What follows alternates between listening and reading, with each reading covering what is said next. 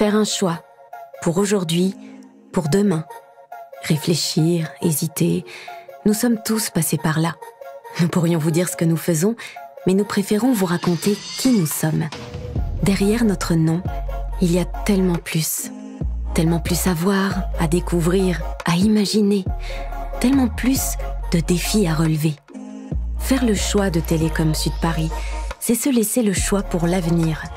Celui de donner du sens à votre formation pour pouvoir répondre aux enjeux et aux problématiques de notre société, comme innover pour la transition écologique et penser les systèmes numériques de demain. C'est aussi faire le choix de lier ambition professionnelle et aspiration personnelle en pouvant construire son propre parcours afin d'exercer ce qu'on recherche tous. Un métier qu'on aime.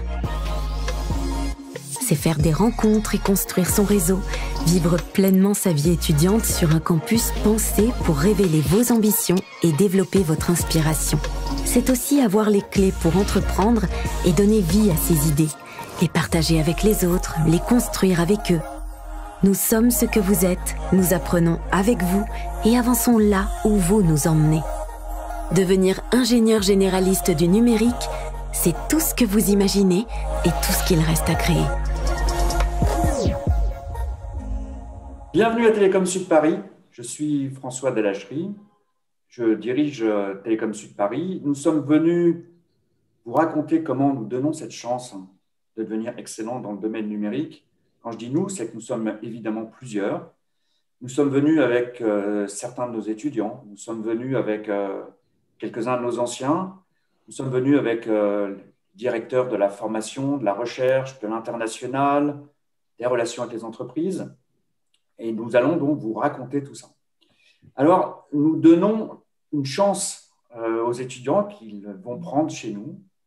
Nous leur donnons la chance d'avoir un impact majeur sur la société, sur le monde qui nous entoure, sur les entreprises où ils vont probablement travailler pour une grande partie d'entre eux. Nous leur donnons la chance de réaliser la transformation numérique de la France, de l'Europe, du monde. Pourquoi je dis du monde? Parce que vous allez voir que dans ce que nous offrons de nombreux parcours à l'international. Nous leur donnons la chance d'être excellents. Comment on fait? Nous sommes une école, donc dans une école, on fait quoi? On se forme et nous mettons tous nos étudiants en contact avec des enseignants-chercheurs de très haut niveau qui vont leur donner la chance de bénéficier d'une formation d'ingénieur généraliste d'excellence dans le domaine du numérique. Nous garantissons, grâce à ça, une très grande richesse de parcours. Suivant la scolarité Télécom Sud Paris, vous pouvez travailler en France, en Europe, à l'international, mais vous pouvez devenir ingénieur, vous pouvez continuer votre formation par la recherche, et à partir de là, toutes les portes sont ouvertes. C'est pourquoi aujourd'hui, je suis particulièrement dans le panel d'avoir un certain nombre de nos anciens étudiants. Je pense à Caroline notamment, qui nous racontera la richesse de tout ce qu'il a pu faire depuis qu'il est sorti de Télécom Sud Paris, mais également d'avoir un premier éclairage des jeunes qui sont encore là chez nous et qui commencent à voir les portes qui s'ouvrent. Alors, où est-ce que nous évoluons? Dans Télécom Sud Paris, il y a Télécom et il y a Sud Paris.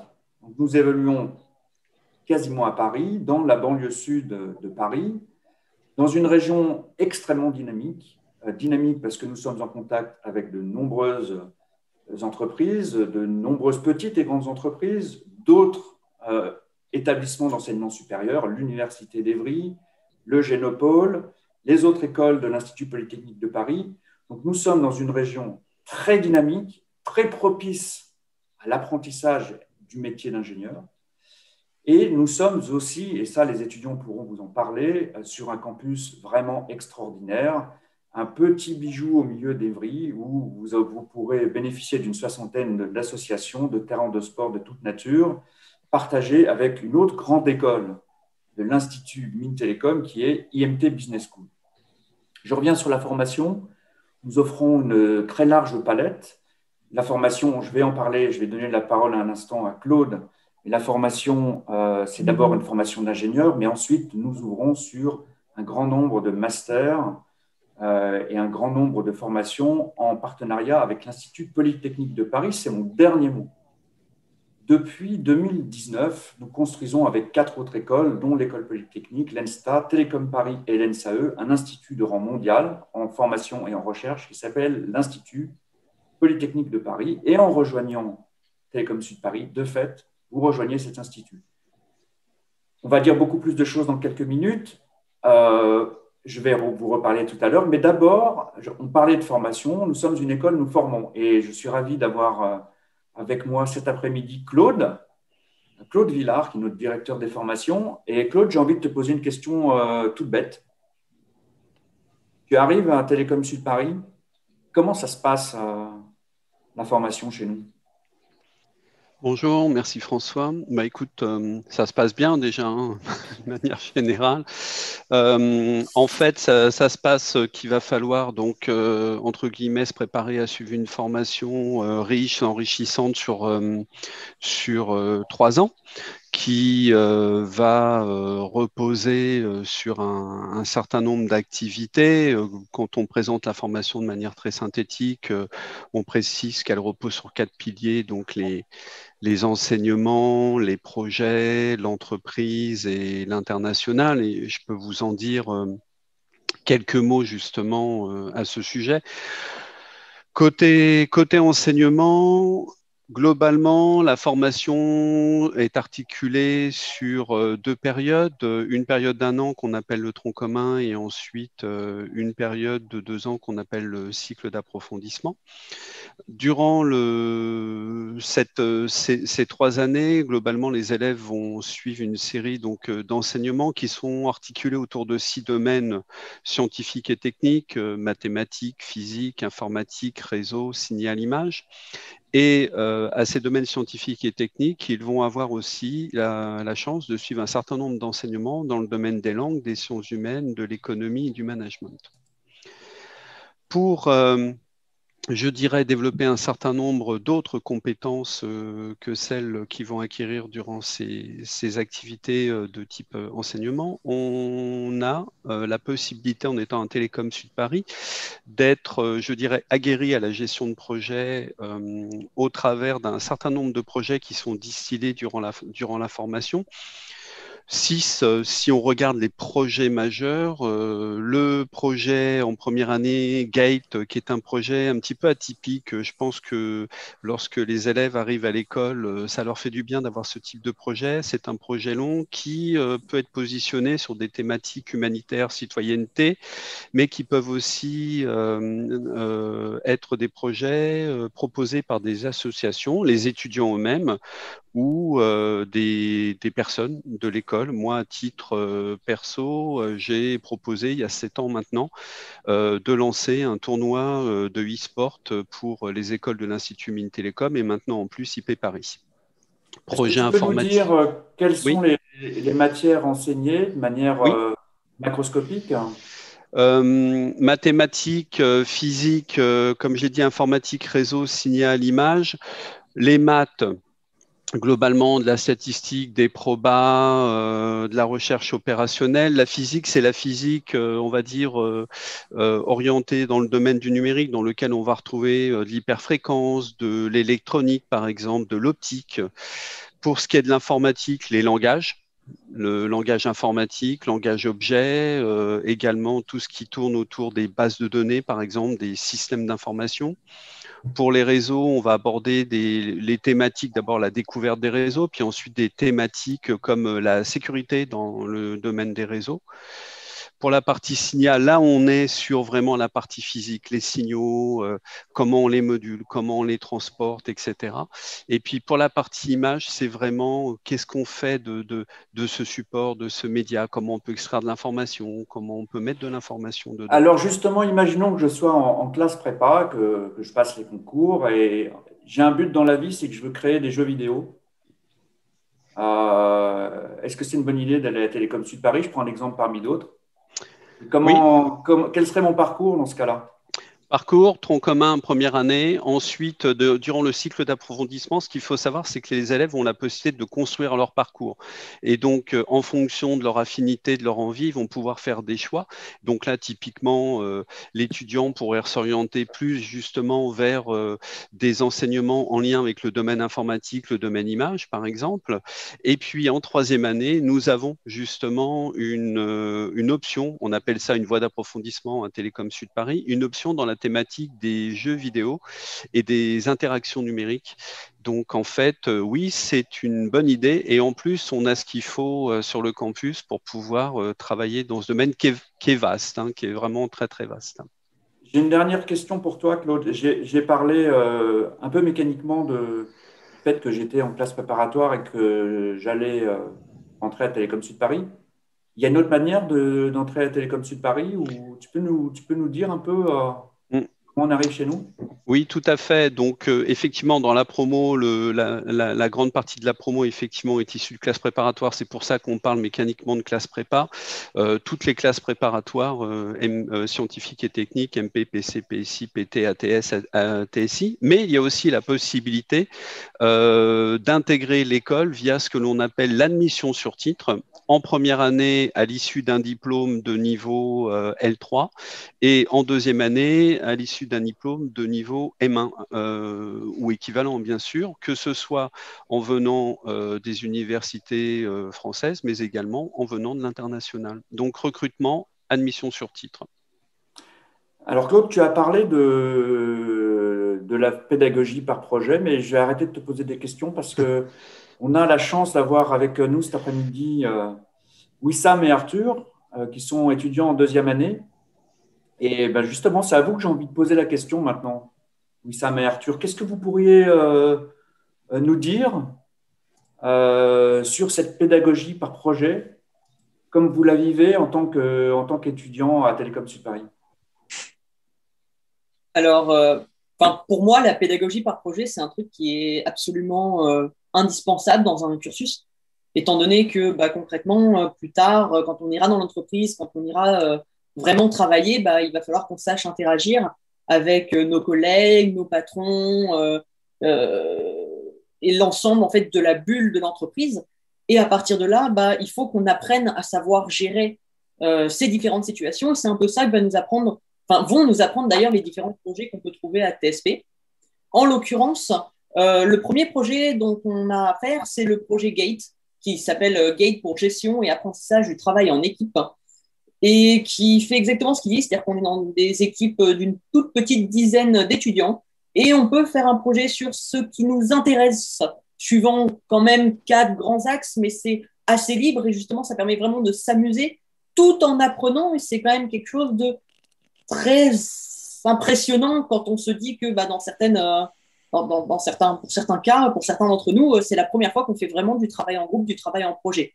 Donc évidemment, il y a les difficultés, mais il y a aussi vraiment le plaisir de travailler dans un groupe de personnes qu'on aime bien, qu'on a plus ou moins choisi et avec lesquelles on va bien s'entendre pour avoir un but commun tout au long de l'année de la 1. Et après, ensuite, pour remettre une couche, on a des nouveaux projets. On a le projet Cassiope en 2A et même plus après. Et ça, en fait, c'est vraiment pour être sûr qu'on soit prêt, qu'on sache se comporter en entreprise.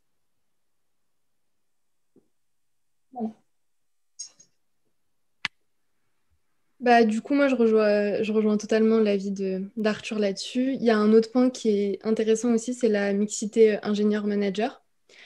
Du coup, on partage notre campus avec une école de commerce, Institut Mines Télécom Business School, et ça apporte beaucoup. Déjà, on partage les cours de langue et sciences humaines avec eux. Donc, on confronte nos idées, nos différents parcours, et c'est très enrichissant. Mais il n'y a pas que ça, il y a aussi des projets avec lesquels on est amené à travailler avec eux. Je pense notamment à la semaine de la créativité et de l'innovation qu'on a en deuxième année. Donc, à ce moment-là, il a fallu qu'on fasse un projet sur une semaine en petit groupe de 5. Et c'est là que j'ai vraiment vu l'intérêt de cette mixité. Donc, on voyait que les managers avaient beaucoup à nous apporter justement sur le plan managérial, sur le plan marketing. Parfois, ils nous envoyaient même leurs cours pour nous expliquer des trucs. Et nous, au contraire, on avait plus à apporter sur les compétences techniques. Et du coup, le travail résultant, il était juste top. Et finalement, c'est ce qu'il nous apprend sur le monde du travail et sur ce dans quoi on sera plus tard. Merci beaucoup à tous les deux pour ce témoignage. J'ai une question qui m'arrive sur mon prompteur. Je vais la poser à Claude. Peut-on vraiment choisir nos spécialités en fonction de nos centres d'intérêt ou est-ce qu'on suit tous les mêmes cours? Pardon? Ou est-ce qu'on suit tous les mêmes cours? Ah non. En fait, comme je disais, les mêmes cours, c'est première année, tronc commun, comme ça on assoit, on va dire, les compétences, tout le monde part, je dirais, avec les mêmes fondamentaux. Et ensuite, en deuxième année, on a un mot qu'on utilise beaucoup, une expression qui est s'ouvrir pour mieux choisir. C'est le positionnement de la deuxième année. Il y a un ensemble d'enseignements qui sont mis à disposition avec des contraintes, on va dire parfois sur le nombre d'enseignements, mais l'élève en fait formule des choix.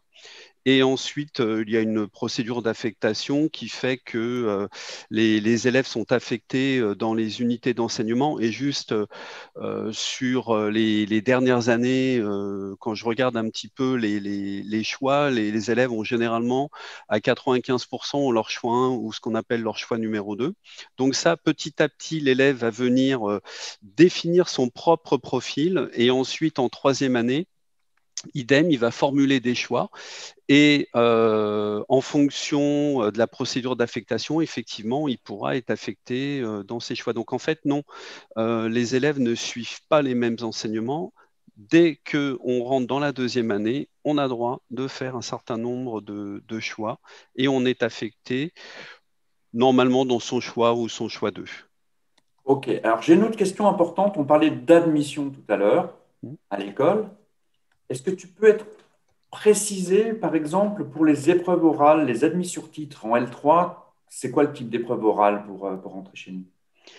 Alors, moi, je crois que le mieux, en fait, pour le préciser, c'est que on passe la parole à quelqu'un qui a vécu ces épreuves orales, en l'occurrence Arthur, qui est un AST. Je pense comme ça, le mieux, ça sera qu'il nous fasse son retour. Alors, oui, j'ai passé les épreuves orales et en effet, c'était plus ou moins sympathique. C'est-à-dire qu'on arrive, on a une petite présentation de l'école, bien évidemment. On passe ensuite des entretiens. Alors, le premier entretien, c'est un entretien important. Ils vont lire notre dossier avec nous. Et à ce moment-là, on va leur montrer la motivation. On va discuter en fait avec des professeurs vraiment de l'école, qui sont des professeurs qui vont nous apprendre différentes matières. Alors, il y en avait, pour moi, dans mon cas, un qui représentait réellement les maths et un qui représentait l'informatique et qui nous posait des questions concernant notre motivation, notre dossier, etc. Et une fois qu'on a passé en fait cette partie un petit peu motivation et qu'on a bien discuté, qu'on s'est nous-mêmes convaincus qu'on veut vraiment venir dans cette école parce que ça va dans les deux sens, et ben on passe à un entretien un peu plus standard d'anglais. Donc coup de chance, j'ai eu une prof d'anglais sur laquelle je suis retombée pendant mes cours en première année. On a beaucoup discuté, on en a beaucoup profité et on a passé 20 minutes, voilà, à discuter, mais en anglais cette fois-ci, de l'école et de ce qui allait se passer. Et concrètement, un petit peu après, on reçoit les résultats et on est super content quand on est admis. Merci beaucoup, Arthur, pour tes explications. Je tiens à dire, Arthur va peut-être en rougir, hein, mais que que c'est un des élèves les plus dynamiques que je connaisse dans l'école. Toujours, voilà, enfin, très efficace, très bon, très sympa. Donc voilà, si vous voulez suivre son parcours, vous savez comment il faut faire. J'ai une autre question qui est, bonjour, je suis en première année de classe préparatoire intégrée. Serait-il possible d'intégrer la deuxième année sans redoubler la première année? Je pense que non, puisqu'en fait, je réfléchis par rapport au recrutement. Non, le recrutement en deuxième année se fait au niveau master. Donc, non, ça ne serait pas possible. Alors, une autre question que je vais me poser à moi-même, que je vais vous lire. Quelles sont les différences entre Télécom Sud Paris et Télécom Paris? Merci. Alors déjà, il y a le Sud. Plus sérieusement, Télécom Paris et Télécom Sud Paris sont les deux plus grandes écoles du numérique, deux des plus grandes écoles de numérique, soyons humbles, de la région parisienne, qui sont toutes les deux dans l'Institut Mines-Télécom, toutes les deux dans l'Institut Polytechnique de Paris, qui offrent des formations similaires et qui recrutent sur deux concours différents. Et de fait, nous partageons à partir des cycles de master un grand nombre de similitudes.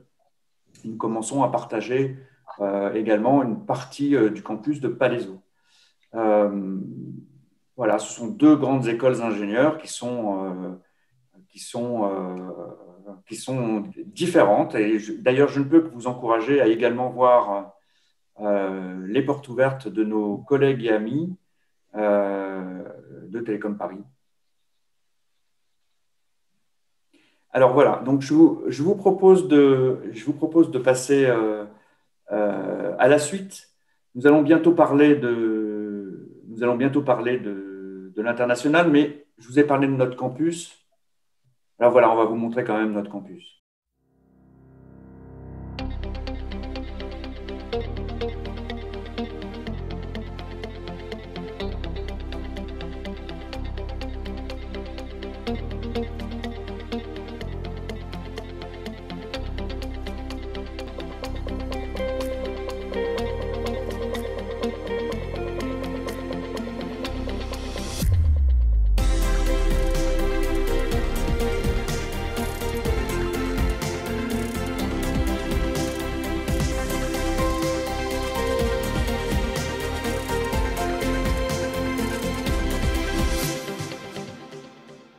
Alors, vous avez vu ce que c'était que ce campus.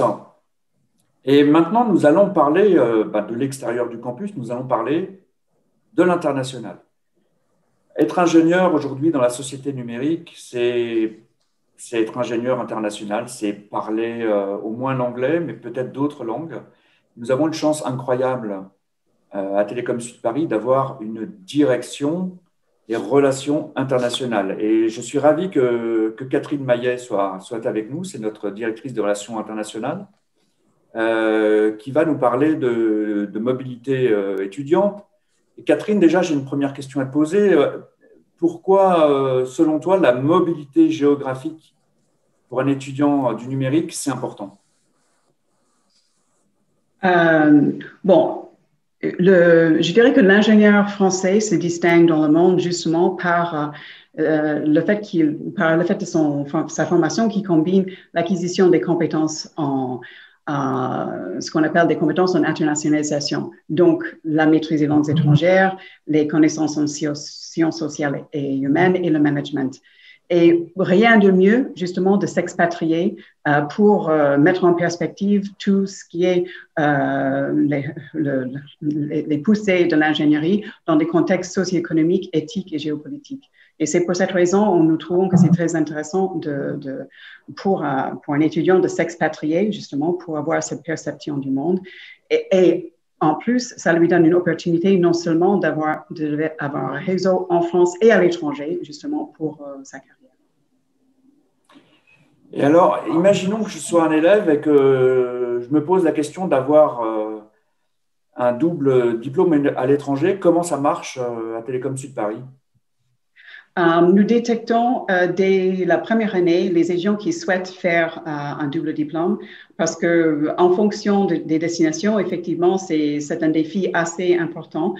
Et il faut savoir que certaines destinations exigent un très bon niveau académique. Donc, on conseille les étudiants de ménager les associations avec un parcours académique.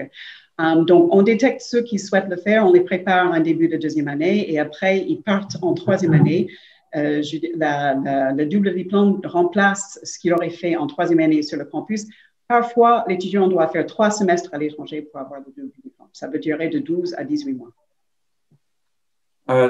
Ça a l'air super, mais alors j'ai envie de te poser une autre question. Là. Combien ça coûte tout ça si j'arrive à Évry et qu'ensuite je veux faire une partie de mes études à l'étranger? Est-ce qu'il y a des bourses d'aide au départ? C'est quoi le système? OK. Effectivement, il y a toutes sortes de destinations et je dirais qu'il y a une destination pour toutes les bourses. Bien sûr, si on ne veut que les grandes anglo-saxonnes, il faut payer cher, des dizaines de milliers d'euros justement en frais d'inscription. Mais ce que diraient nos alumni qui ont fait l'expérience, il y a un retour sur investissement parce que parfois, le salaire débutant, c'est dans les 80 à 120 000 dollars ou euros. Donc, bon, on peut même peut-être faire, il y a le président de l'association des diplômés qui dirait ça vaut le coup de faire un prêt. Sinon, il y a beaucoup d'étudiants qui partent en Europe sur les programmes Erasmus. Là, pour la majorité, les frais d'inscription sont moindres. En plus, souvent, on ne paie pas les frais d'inscription quand on fait un échange Erasmus.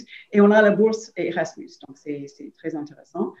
Et il y a des destinations, une destination qui pour moi est une sorte de coup de cœur, mais pour le moment, il n'y a pas d'étudiants qui sont allés. Mais Malaisie, par exemple, il y a la possibilité de faire des séjours d'études fabuleux qui coûtent peu cher dans un coin du monde, je pense que personne connaît très bien et en plus très multiculturel parce que c'est un véritable carrefour des cultures. Donc, bon, il y a des formations pour toutes les bourses.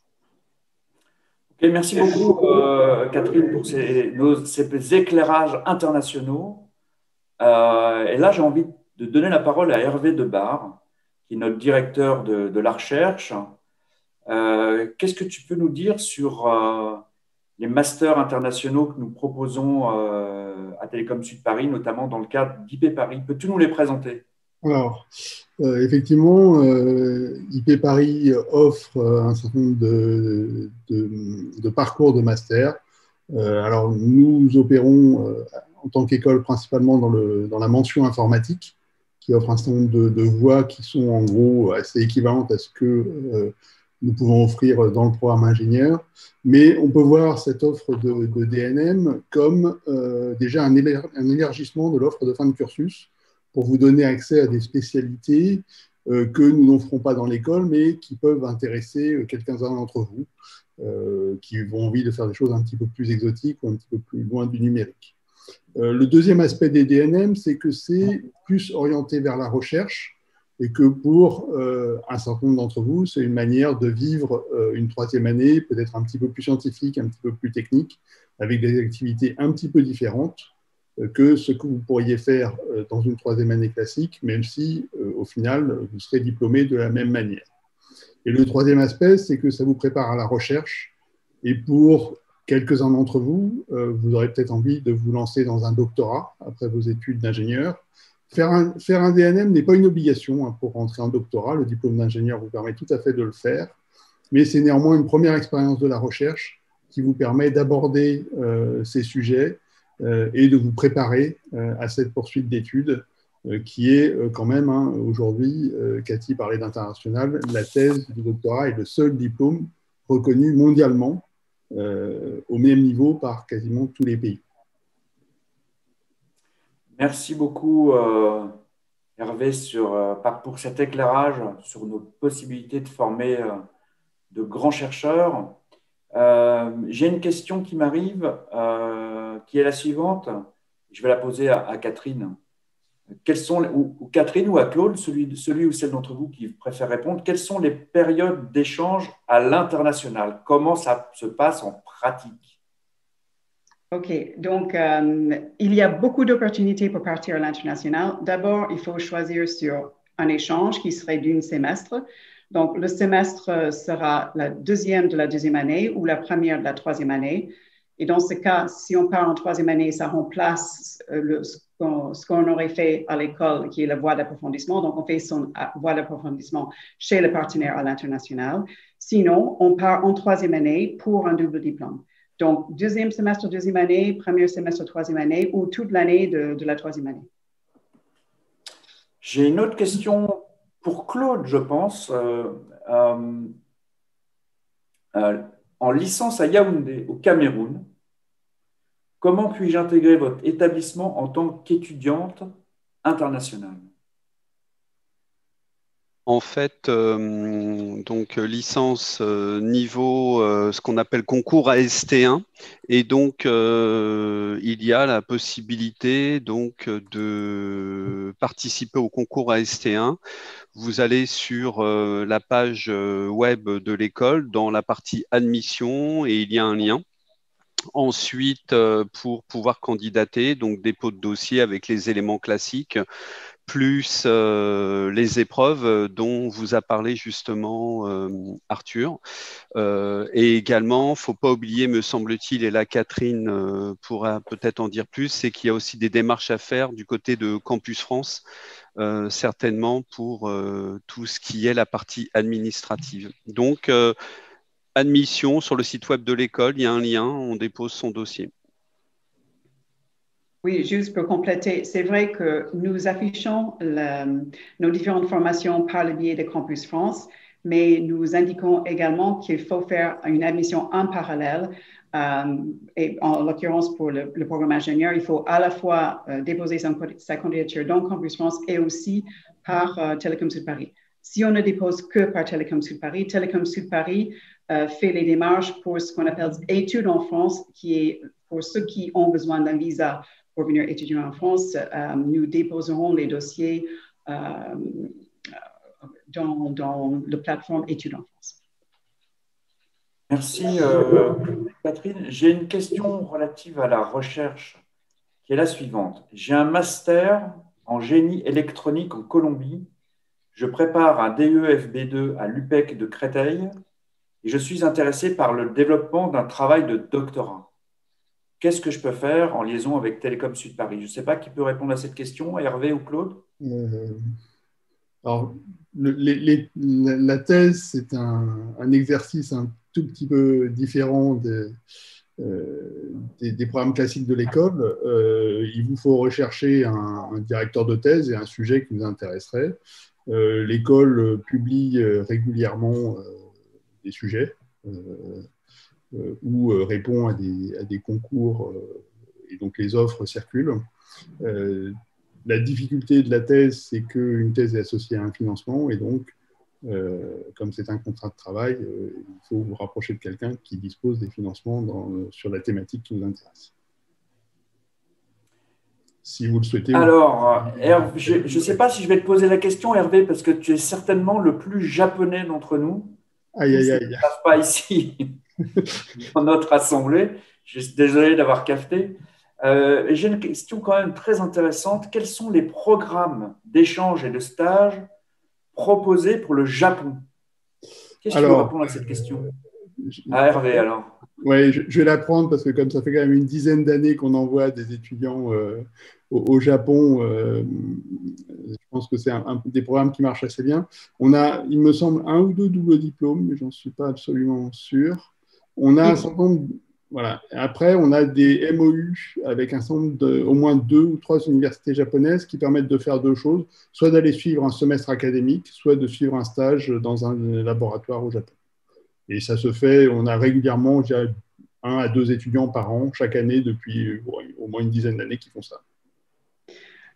Oui, pour compléter, effectivement, nous avons un double diplôme avec l'Université de Keio. Donc, il y a un étudiant qui partira à la rentrée l'année prochaine.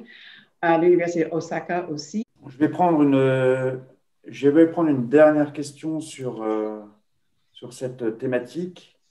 Bonjour, comment se passe l'expérience internationale pour le cursus en apprentissage? Je vais laisser Daniel répondre parce que c'est Daniel qui a été à la manœuvre dernièrement sur ce sujet. Donc, l'intégration, bonjour à tous et toutes. L'intégration, elle se passe par un dépôt de dossier sur une plateforme spécifique de l'apprentissage qui est mise en œuvre par l'Institut Mines Télécom et qui est en fait un recrutement par dossier. Et ensuite, il y a un entretien et à ce moment-là, si vous êtes sélectionné, vous intégrez notre filière par apprentissage sur 3 ans et qui vous diplôme également du titre d'ingénieur, mais spécialité réseau. Et là, il y avait une question sur l'international, je crois. Et là, l'international, il est organisé en une période de 2 mois qui est soit un échange avec une université partenaire en Slovaquie, soit selon votre propre organisation si vous le souhaitez. Et cette période spécifique que nous organisons vous permet de valider le certificat CCNA.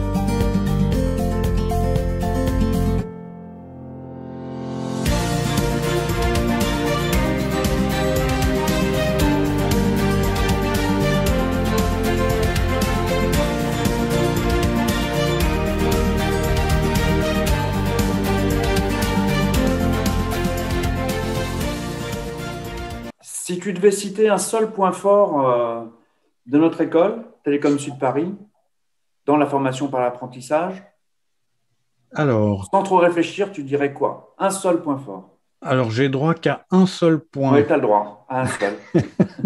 C'est lequel? Alors, je mentionnerai en premier, parce que c'est un élément indispensable à la réussite de l'apprentissage, la qualité exceptionnelle de notre réseau d'entreprises partenaires. Au point qu'on bénéficie chaque année de davantage d'offres de missions de grande qualité que nous n'avons de candidats. Et donc, parmi ces partenaires, il y a bien sûr les grands opérateurs télécoms, mais aussi la DGA, LVMH, le Sénat, Carrefour, etc., etc. J'ai vraiment pas droit à un deuxième point. Super. Non, parce que en fait, j'ai vraiment envie de donner la parole à Florian Girard. Oui. Il nous donne aussi son ressenti. Qu'est-ce que tu sens comme point fort, Florian? Partage-nous ton expérience, s'il te plaît. Moi, je trouve la formation très intéressante et elle a plein de points forts. Déjà, il y a le rythme d'alternance qui est un rythme court, donc ce qui permet d'être en permanence entre l'école, l'entreprise et tout ce qui est vie associative. Donc, ça va permettre de suivre nos projets professionnels tout le temps, sans grande période d'interruption d'un mois ou 2 mois, comme dans certaines autres écoles. On va pouvoir s'investir dans la vie associative, avoir des rôles importants comme certains ingénieurs sous statut étudiant. Dans notre promotion, on retrouve des membres du BDE, on retrouve des membres, un président du club de danse, etc. Moi, vraiment, je suis secrétaire du bar du campus et je fais partie d'autres associations. S'il y avait un autre point fort, comme l'a évoqué Daniel, c'est la proximité avec Paris et du coup tout le bassin d'emploi. On trouve très rapidement une offre un poste qui nous intéresse. On a plein d'offres possibles. Et à titre d'exemple, moi, j'ai commencé à chercher activement une offre après mon admission, donc c'était fin mai 2019, et j'ai eu ma confirmation d'embauche chez Cisco vers le 20 juin. Donc ça a pris un mois, sachant que j'avais eu 2 ou 3 autres réponses positives cette semaine-là. Et alors, pourquoi tu as choisi cette formation, Florian, et finalement, tu es content? Ça a été pour le rythme déjà d'alternance qui est court, qui permet de s'investir dans la vie associative, qui est très forte dans cette école. La proximité avec le bassin parisien et l'apprentissage aussi, tout simplement. Et ça permet de se former, de gagner en compétences, se créer un réseau, être totalement indépendant financièrement et plein d'autres avantages qu'on découvre au fur et à mesure. Daniel, j'ai une question pour toi. L'apprentissage est-il également possible pour les étudiants ne venant ni d'un DUT ni d'un BTS? Ah non, malheureusement, notre règlement de scolarité est tout à fait clair là-dessus. Donc, nous ne recrutons que les DUT dont j'ai parlé, à l'exclusion d'autres, et les BTS dont j'ai parlé, à l'exclusion d'autres. Ceci dit, on a des admissions également en 2e année sur dossier avec des élèves de niveau L3 ou M1. Alors, avant de découvrir nos salles de cours en images sur nos 2 campus, Daniel, j'ai envie de te poser une dernière question.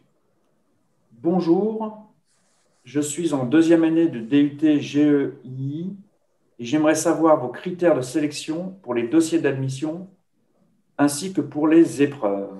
Oui, une très bonne question. Donc, on accordera une importance particulière aux notes de maths et on a l'habitude de remonter jusqu'au baccalauréat pour ça. Donc, on fouille un peu le dossier pour s'assurer de la qualité du niveau de maths, mais aussi les autres matières scientifiques. Après, lors des entretiens, nous allons essayer enfin, on va préférer, si vous voulez, les profils qui auront vocation qui nous donneront l'impression de pouvoir facilement apporter quelque chose à la promotion et donc de contribuer à cette ambiance exceptionnelle que nous avons dans cette promotion à chaque fois.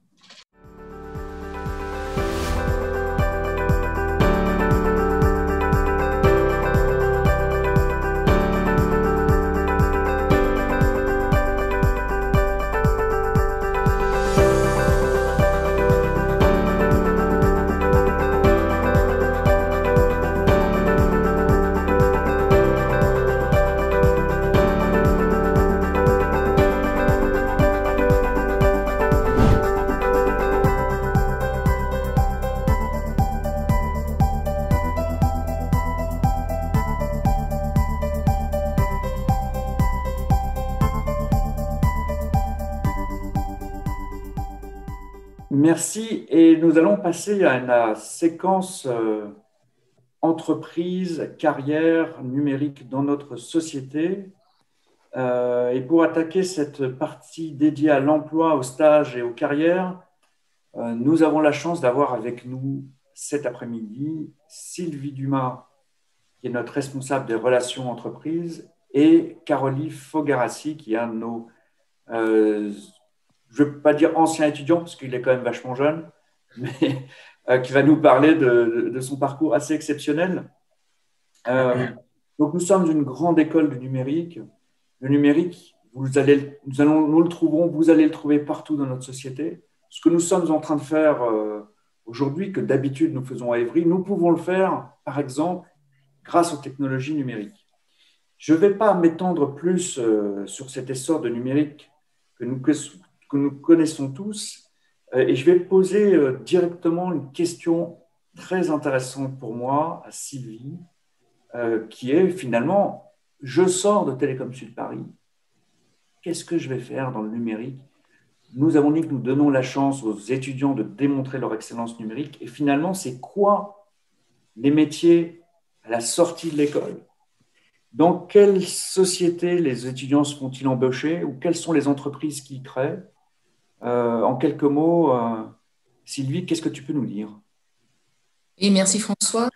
Alors, on a la chance d'être dans un secteur, le numérique, qui impacte vraiment toutes les entreprises aujourd'hui, des plus petites aux plus grandes. Et à ce titre, les métiers sont très variés. Aujourd'hui, nos étudiants sont beaucoup dans les secteurs du développement du système d'information, l'étude des systèmes d'information, le conseil et l'audit, et ce, à plus de 50% aujourd'hui. Néanmoins, il y a aussi des secteurs comme les réseaux, l'Internet, data scientist aussi, qui est un métier qui marche fort depuis 2-3 années et qui embauche à 13% environ. Néanmoins, il ne faut pas qu'on oublie aussi la finance, la cybersécurité. Donc, tous ces métiers sont vraiment impactés et importants pour nos étudiants qui s'y dirigent. Est-ce que tu peux nous dire comment nous, à l'école, nous accompagnons les étudiants dans la réalisation de leurs futurs projets professionnels? Alors, le service Relations Entreprises agit un peu comme un Career Center et aide les étudiants grâce à des outils, des événements et des actions à obtenir et rencontrer des entreprises partenaires. Donc, à ce titre, on a des outils tels que, par exemple, la plateforme Job Teaser qui recense environ 4 000 à 5 000 offres de stage et d'emploi. Nous avons également des forums de recrutement à l'année. Il y en a 3, avec aussi des conférences, des tables rondes et des visites de sites auprès de diverses entreprises de divers secteurs, des petites et des grandes entreprises. Nous avons également un atelier de techniques de recherche d'emploi pour permettre aux étudiants de peaufiner leur CV, leurs entretiens et les lettres de motivation. Et bien entendu, il y a une équipe de 3 personnes qui sont aujourd'hui dédiées à rencontrer pour les étudiants en face à face pour les conseiller et les orienter sur leurs questionnements, leurs projets professionnels.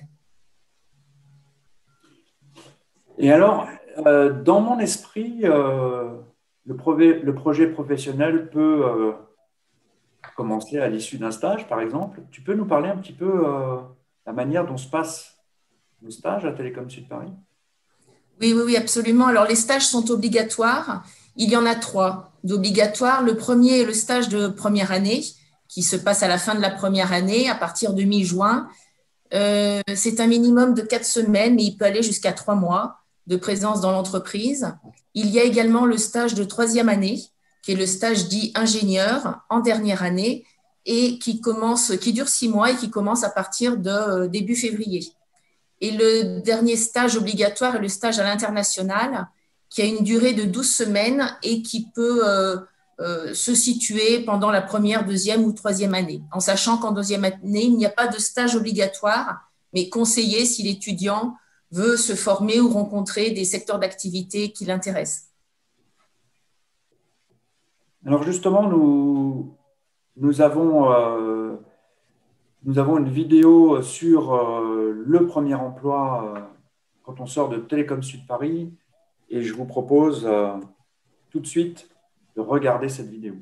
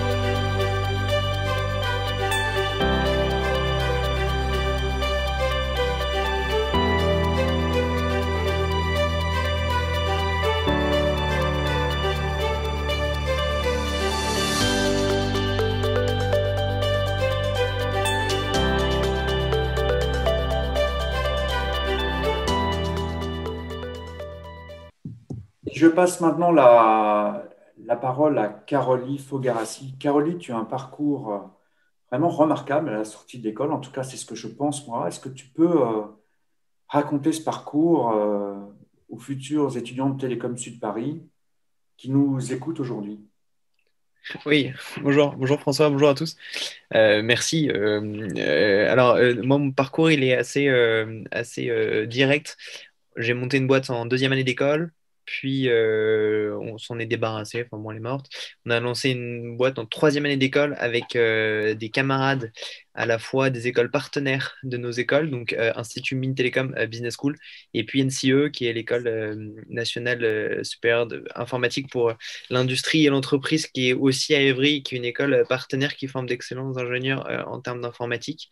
Et on a lancé notre société, maintenant il y a 2 ans et demi. Société qui compte 6 personnes, qui a levé des fonds un peu plus de 100 000 euros et qui compte aujourd'hui 20 000 utilisateurs. Simplement, ce que je peux vous dire au travers de mon parcours, c'est que on a la chance d'avoir une formation qui est riche, une formation qui permet à tous d'aller plus loin, de creuser, de poser des questions. À chaque fois, vous aurez des interlocuteurs et ces interlocuteurs sauront vous orienter. Moi, je dois beaucoup à la fois au service carrière et puis au service entrepreneuriat, donc l'IMT Starter, qui est l'incubateur de l'école, et puis effectivement aux formations aussi, Claude Villard, et puis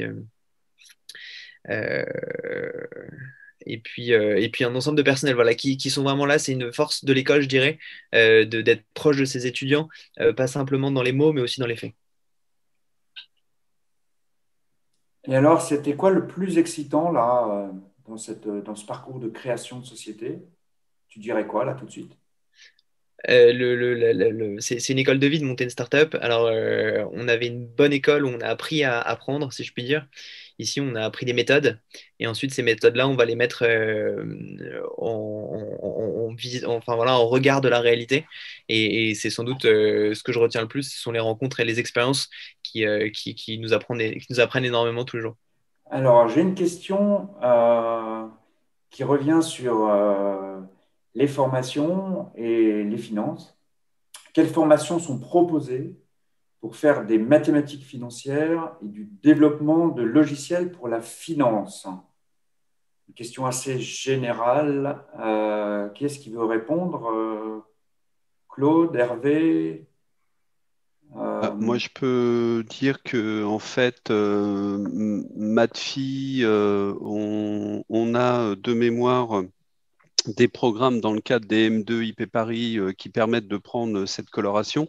Ensuite, rien n'empêche, entre guillemets, lorsqu'on suit notre option de maths propre à TSP, de prendre des colorations en termes de projet ou de stage dans ce domaine-là.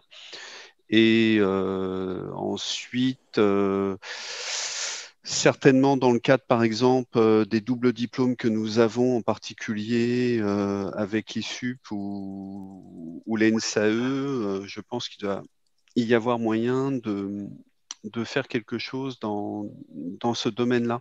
En fait, c'est vaste. La question englobe plusieurs métiers, plusieurs pistes. Je me dis qu'au travers des options, de ce que l'on propose sur le campus, de ce que l'on propose dans le cadre de M2, il doit y avoir matière à satisfaire la personne qui pose ces questions, qui doit avoir une idée bien précise. Donc, des maths, de la finance, on a dans notre périmètre. Donc, je me dis que ça doit pouvoir se combiner. Alors, j'ai une question peut-être d'un futur étudiant de l'école qui aimerait travailler dans le domaine de l'informatique quantique. C'est un des débouchés possibles. Qu'est-ce que nous pouvons proposer à cet élève aujourd'hui à Télécom Sud Paris? Est-ce que nous pouvons du reste proposer quelque chose? Alors, pour le coup, je vais peut-être prendre la main, François. Vas-y, Hervé. Effectivement, il n'y a pas de voie d'approfondissement qui soit proposée à Télécom Sud Paris spécialement sur ce sujet.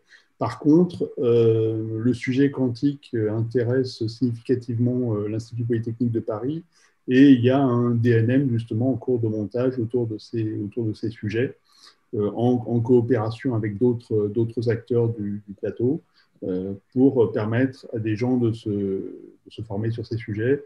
Alors, clairement, c'est un sujet d'intérêt. Le président a annoncé un projet prioritaire de recherche sur le quantique avec plusieurs centaines de millions d'euros. Atos a un testbed quantique. C'est vraiment un sujet sur lequel, effectivement, dans le futur, nos étudiants pourront être formés dans le cadre de l'Institut Polytechnique de Paris. Alors, j'ai une question sur l'emploi que j'ai envie de poser à Sylvie. Quel est le pourcentage approximatif d'étudiants qui décrochent son emploi dans l'entreprise où il ou elle a fait son stage? Oui, je disais qu'aujourd'hui, les stages de troisième année sont effectivement pourvoyeurs de premier emploi à hauteur d'environ de près de 40%. Donc, les étudiants sont souvent rapidement embauchés. Mais aujourd'hui, il faut savoir que les étudiants trouvent un premier emploi 3 mois, 92%, 3 mois après leur sortie d'école. Donc, c'est très rapide. Et je crois bien que la période, les étudiants cherchent très peu de temps un emploi. Je crois qu'en moyenne, c'est aux alentours de 10-15 jours maximum quand ils se mettent à chercher. Donc, et je complète ce que dit Sylvie. 80% de nos étudiants trouvent un emploi avant même d'avoir fini leur scolarité. Je vous parlais tout à l'heure de l'excellence de notre vie de campus et je vous propose sans plus tarder de passer justement à une vidéo qui illustre cette vie campus.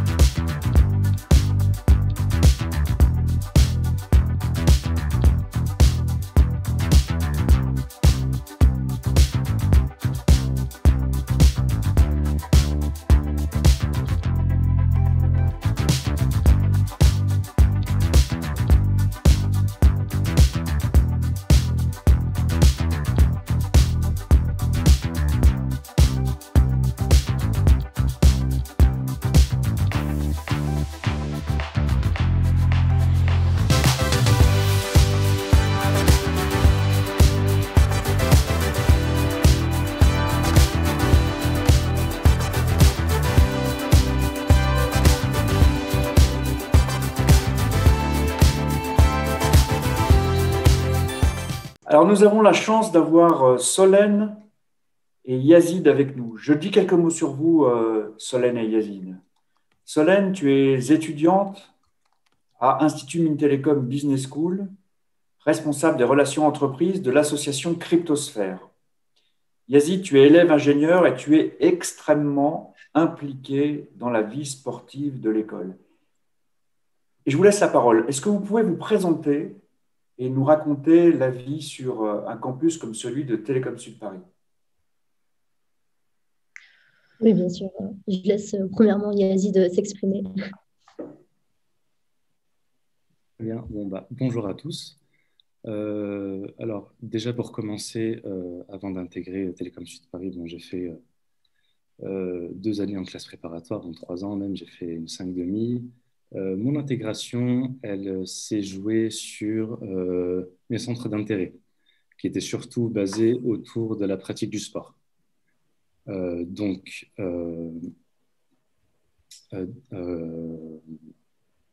J'avais envie d'en finir en fait avec l'atmosphère stressante de la classe prépa. Donc, je voulais un grand campus dans lequel je puisse faire du sport à volonté, où il y ait des espaces verts, des endroits où on puisse se détendre. Ça tombe bien parce qu'avec 3 cours de tennis, un terrain de basket en extérieur, un terrain de beach volley en extérieur, un street workout, une salle de musculation, je pense que je ne pouvais pas mieux tomber. Et d'un autre côté aussi, chercher quand même à intégrer une école généraliste me permettant de modeler mon parcours comme je l'imaginais. Alors du coup, moi, pour ma part, donc voilà, comme Yazid est ingénieur, moi, je suis manager, donc on partage bien le campus avec TSP, donc Télécom Sud Paris. Et moi, j'ai choisi en fait d'intégrer justement ce campus parce que au final, je suis quelqu'un d'assez proactive. Donc, c'est-à-dire que j'aime le changement et je pense que c'était l'école du changement à mon avis. Donc, au final, j'ai bien intégré cette école et j'en suis très très contente parce que au-delà des fonctions voilà, de responsable relations entreprises pour Cryptosphère, j'ai aussi d'autres rôles au sein de l'école que je vous expliquerai plus tard. Mais pour revenir plutôt à l'aspect vie étudiante, alors il faut savoir que je pense que quand on sort de prépa, c'est un très très gros choc d'avoir un campus aussi grand et d'avoir autant d'étudiants et autant d'associations, parce qu'il y a environ plus de 60 associations. Donc ça veut dire qu'il y en a pour tous les goûts. Donc quand je dis vraiment pour tous les goûts, c'est qu'il y a des associations professionnalisantes, il y a des associations humanitaires, artistiques, sportives, hein, vraiment. Vous avez un large choix. Et il y a quelque chose d'important à savoir, c'est que vous pouvez les cumuler. C'est-à-dire que si vous voulez autant vous divertir que vous professionnaliser, c'est bien entendu possible. Et c'est là qu'intervient en fait la grande force du campus au-delà des cours, c'est qu'on a cette richesse associative qui est vraiment à prendre en compte. Donc, par exemple, moi je dis que c'est vraiment à prendre en compte parce que vous pouvez tant développer vos compétences que vous construire votre réseau. Et ça, c'est très important. Alors, peut-être en termes de qualité de vie étudiante, la vie associative, comme l'a dit Solène, sur le campus, a le mérite d'être très variée, avec tout d'abord des infrastructures sportives que j'ai pu mentionner tout à l'heure, sport en extérieur, sport en intérieur, salle de musculation avec tout le nécessaire pour se développer, un grand panel de sports que l'on peut pratiquer en compétition, en loisirs, foot, basket, futsal, rugby, hand, volley, boxe, mais aussi de la natation, de l'aviron, du voile, du golf, de l'équitation. Les infrastructures ne concernent fort heureusement pas uniquement l'univers du sport. Sur le campus, il y a un véritable écosystème qui est lié à l'innovation et à l'entrepreneuriat. Un laboratoire de fabrication qui est appelé Fab Lab, tout simplement, est mis à disposition de tous les étudiants du campus. C'est un espace de collaboration et de transmission. Il est situé à proximité de l'incubateur, au niveau du bâtiment étoile, que vous avez vu tout à l'heure, où sont développés les projets des étudiants. Également membre de l'Institut Polytechnique de Paris, Télécom Sud Paris propose de nouvelles perspectives aux étudiants. avec la possibilité d'effectuer, comme dit tout à l'heure, des mobilités sur le campus de Palaiseau. Là encore, c'est 30 laboratoires de recherche, un parc d'activités d'innovation, des installations sportives couvertes et en plein air, qui sont ouvertes à tous les étudiants. Moi, je peux du coup vous parler plutôt voilà, de mes expériences associatives, de ce que j'en ressors. Donc, je suis assez proche de l'administration justement par rapport à tous ces sujets-là. Donc, premièrement, je suis présidente d'une association assez grande sur le campus, même très grande. C'est le Forum des télécommunications. Donc, en fait, c'est un forum de recrutement qu'on organise voilà, chaque année. Donc là, au vu du contexte, on l'a organisé en réalité virtuelle, ce qui me semblait assez cohérent par rapport au positionnement de l'école, vu qu'on est une école du numérique. Vraiment, c'est génial. Et dans cette association, on manage un budget tout de même assez conséquent et une équipe de plus de 50 personnes. Donc vraiment, il y a de quoi faire pour pouvoir se démarquer sur le marché de l'emploi plus tard. Après, pour une autre expérience associative, je suis aussi au BDE. Donc là aussi, dans tout ce qui est un peu relation entreprise. Mais au-delà de ça, en fait, on gère toute la vie du campus. Donc, on parlera un peu plus tard, juste après, de l'élan de solidarité qu'il y a eu grâce notamment à l'école et au BDE. Sinon, je suis aussi, comme l'a dit le directeur de Télécom Sud Paris, je suis aussi responsable relations entreprises pour la partie Cryptosphère. Donc, l'association Cryptosphère, c'est une association qui est dans tout ce qui est blockchain et intelligence artificielle. Et c'est en fait quelque chose qui m'a profondément inspirée, rien que pour mon projet professionnel. Donc, vraiment, il faut vraiment ne pas négliger cette partie-là. Il faut savoir que en fait, tous les étudiants du campus sont pratiquement associatifs, voire multi-associatifs. Donc, c'est très important pour votre carrière, ne serait-ce que pour votre CV. C'est très, très apprécié par toutes les entreprises. Pour rebondir là-dessus, je suis personnellement impliqué dans la vie associative du campus, comme l'a dit monsieur le directeur, dont le bureau des sports du campus. Alors, appelé ASINT, sur notre campus, notre bureau des sports a pour objectif de transmettre les valeurs du sport, mais pas que. L'ASINT organise et co-organise aussi plusieurs événements, plusieurs soirées importantes, la soirée Halloween, la soirée de Noël. Sous la tutelle de l'ASINT aussi, l'école a la chance d'être impliquée dans de nombreux événements sportifs nationaux interécoles. Le TOS sur le campus de l'école polytechnique, le Challenge Central Lyon, le Massilia Sunball sur le campus de Centrale Marseille, le Cartel des Mines et bien d'autres. Associativement, je pense qu'il est très, très intéressant de s'impliquer. Pourquoi ? Parce que l'implication associative vous permet de construire votre profil d'une manière unique. Elle vous permet de développer des compétences transversales aux côtés des managers, en communication, en gestion d'équipe, compétences transversales qui sont retrouvées dans presque tous les postes au sein de la vie professionnelle. Donc, c'est une très belle préparation. Ça vous permet de voir aussi qu'est-ce que vous aimeriez faire, qu'est-ce que vous aimeriez ne pas faire. Alors moi, je me demande si je rentre à Télécom Sud Paris, je sors de prépa, j'arrive à Évry, je suis logé comment ? Où est-ce que je vais habiter ? Comment je fais pour aller en cours ? Vous pouvez nous expliquer un petit peu tout ça, là, tous les deux ? Pas de souci. Alors, en fait, il faut savoir qu'il y a environ 1000 logements sur le campus. Il faut savoir qu'ils sont individuels, c'est important aussi de le préciser. Et en fait, quand vous êtes sur le campus, généralement, tout le monde est sur le campus. C'est-à-dire que même si on est à proximité de Paris, on vit tous ensemble. On a tous les locaux associatifs qui sont en fait sur le campus. Donc, au final, on ne sort pas réellement du campus. Et voilà, donc en fait, il y a beaucoup de synergie entre les ingénieurs et les managers. On travaille toujours tous ensemble et c'est vraiment génial. Enfin, je trouve que c'est vraiment quelque chose qui est très, très important sur ce campus-là, c'est qu'on a l'opportunité justement d'y rester. Et on va pas seulement en cours et on repart, on reste vraiment sur le campus. Voilà. Mais moi, j'ai une question dans tout ça. Qui n'est pas de moi, hein, qui arrive sur nos nombreuses questions. Est-ce qu'on travaille beaucoup, entre guillemets, trop, ou alors est-ce qu'on peut vraiment profiter la vie étudiante que vous nous racontez, même si en ce moment, avec le Covid, elle est un peu diminuée. Comment vous répondriez à cette question? Alors, l'emploi du temps scolaire en première année, même si le tronc commun est, est assez dense, on ne va pas se mentir, l'emploi du temps est organisé de sorte que les étudiants puissent avoir une scolarité harmonisée entre la pratique du sport, les associations et le travail scolaire en tant que tel. Donc, le jeudi après-midi est banalisé en fait, pour justement permettre aux étudiants de s'investir associativement. C'est ça, et plusieurs autres journées durant l'année sont banalisées pour des événements associatifs, un week-end de ski, le week-end d'intégration, etc.